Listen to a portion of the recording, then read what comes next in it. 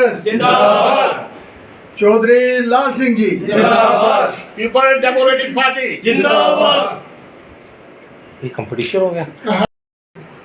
आज का दिन है, ख़ास तौर पर इंडिया अलायंस के लिए बहुत ही शुभ दिन है, क्योंकि आज पीपल डेमोक्रेटिक पार्टी ने, हमारी सदर महबूबा मुफ्ती ने आज हमें पैगाम देकर जहां भेजा है कि पीपल डेमोक्रेटिक पार्टी जो है चौधरी लाल सिंह के समर्थन करने जा रही है। तो हमने बगैर वक्त गवाए, अभी 1-2 घंटे पहले मैसेज आया था, हमने कहा कि चलो चौधरी साहब के घर जाते हैं, उनको जो खुशी की बात सुनाते हैं कि पीडीपी ने एक जो सपोर्ट है वो एक्सटेंड कर दी है। तो बाकी मेरे साथी सुशील गुप्ता जी ने, त्रिलोक गुप्ता जी ने बड़े तफसील के साथ जहाँ पर बताया कि हमने तो काम तो पहले शुरू कर दिया था पार्टी का, इनका चौधरी लाल सिंह जी का, क्योंकि हमें पता था कि अनऑफिशियली बातें होती थी पार्टी में कि हमें सपोर्ट करनी है। लेकिन आज ऑफिशियली तौर पर जो उन्होंने मैसेज भेजा है कि जाओ कल उनका फार्म भी साथ जाकर बनवाओ और जितनी होती है, हाँ जी, और चौधरी लाल सिंह को जिताने की पूरी कोशिश की जाए। मैं ये कहना चाहता हूँ कि आज के हालात में जो आम जो नागरिक है तो बहुत परेशान है, चाहे वो मजदूर है, चाहे वो किसान है, चाहे वो मुलाजिम है।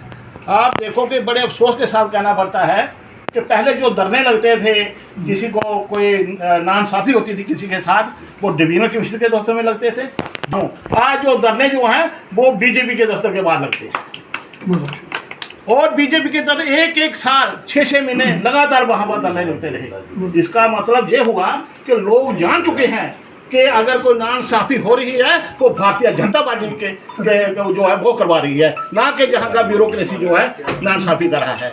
इसमें देखा जाए, चाहे क्या नाम डेली वेजर का मुद्दा हो, चाहे पीएचई वर्कर का मुद्दा हो, चाहे रेलवे तलीम के टीचर्स का मुद्दा हो, चाहे पीडीडी के वर्कर्स का मुद्दा हो, चाहे किसान के मुद्दे हों, तो उसको हल करने में ये जो बीजेपी सरकार है वो बिल्कुल जो है फिर रही है। लिहाजा आम लोगों को नहीं, आपको क्या लगता है कि अगर चौधरी साहब की सरकार आती है तो ये सारे मुद्दे वो मतलब हल कर पाएंगे? आपको विश्वास है उन पे? तो मेरी बात सुनो, हमने पहले भी जब चौधरी साहब एमपी का इलेक्शन लड़े थे, हमने पहले भी एक्सटेंड की थी स्पोर्ट जब हम पोजिशन में थे। तो मुझे पूरा यकीन है कि जब चौधरी साहब अगर एमपी बनते हैं, और बनना भी तय है, बनना भी है उन्होंने, तो मुझे पूरा यकीन है कि वो तकरीबन जितनी कोशिश हो सकेगी वो इन मुद्दों को मिनिमाइज करने के लिए पूरा जोर लगाएंगे। चौधरी लाल सिंह जिंदाबाद। इंडियन नेशनल कांग्रेस जिंदाबाद। इंडियन नेशनल कांग्रेस जिंदाबाद। सुशील जी पाओ। वेलकम जी, और के जी, थैंक यू वेरी मच। तो लोग जी पाओ जी। आगे देखोगे इधर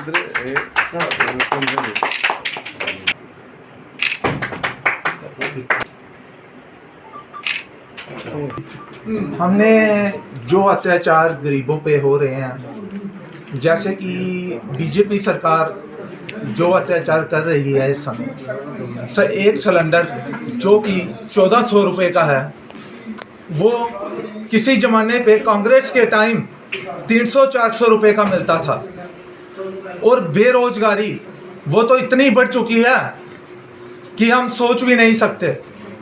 हमारा युवा तैयारी करके एग्ज़ाम देने एंट्रेंस एग्ज़ाम देने जाता है, और जब उसका रिज़ल्ट आता है तो उसमें इस प्रकार की धांधली होती है कि हम कुछ कह नहीं सकते।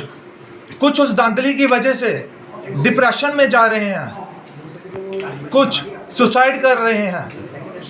कौन है इस धांधली का जिम्मेवार? मैं पूछता हूँ, कौन है? और ये जो पहले हमारी स्टेट के क्या ऑल ओवर इंडिया सेंटर में जितने भी फौजी लड़के भर्ती देखने जाते थे, जब भर्ती होते थे, उनमें एक जुनून होता था। इस बीजेपी सरकार ने वो जुनून भी उनके अंदर ख़त्म कर दिया, ये अग्निवीर भर्ती लाकर। बस 4 साल की नौकरी और 10-15 लाख उनको देकर। इस 10-15 लाख में वो अपना घर बनाएंगे, अपनी बहनों की के विवाह करेंगे या क्या करेंगे? अब इसका कौन जिम्मेवार है? बताइए। हमारे चौधरी लाल सिंह साहब जी 27 तारीख को फॉर्म भर रहे हैं।